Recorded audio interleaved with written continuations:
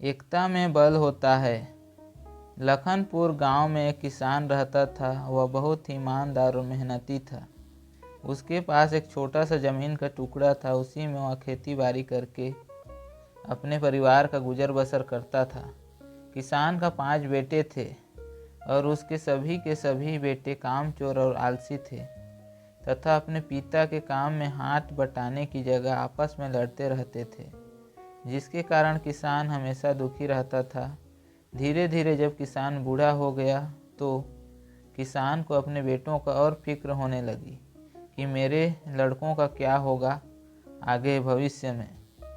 मेरे पास एक ज़मीन का छोटा सा टुकड़ा है। मेरे मरने के बाद ये ज़मीन को आपस में बांटेंगे तो उनमें से किसी को पर्याप्त ज़मीन नहीं मिल पाएगा और जिसके कारण ये आपस में लड़ेंगे और ये अगर लड़ेंगे आपस में तो लोग इसका फ़ायदा उठाएंगे।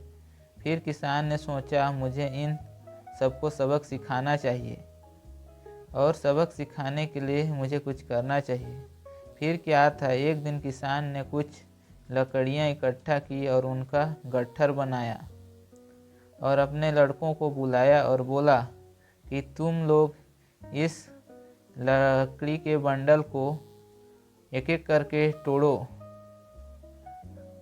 इसके बाद उसके पांचों के पांचों बच्चे एक एक करने के बाद उस बंडल को तोड़ने लगे, लेकिन किसी ने भी उस बंडल को नहीं तोड़ पाया।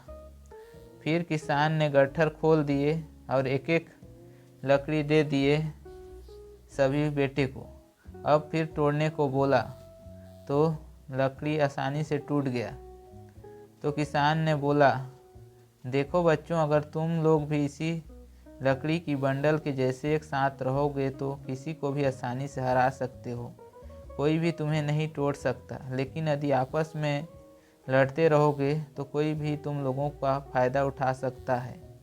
इतना सुनते ही किसान के सभी लड़कों की बुद्धि खुल गई और वो आपस में एक साथ मिलकर रहने लगे और फिर कभी लड़ाई न करने की कसम खाई।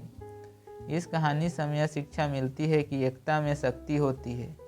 हम एकता बनाकर किसी भी बड़ी से बड़ी काम को आसानी से कर सकते हैं।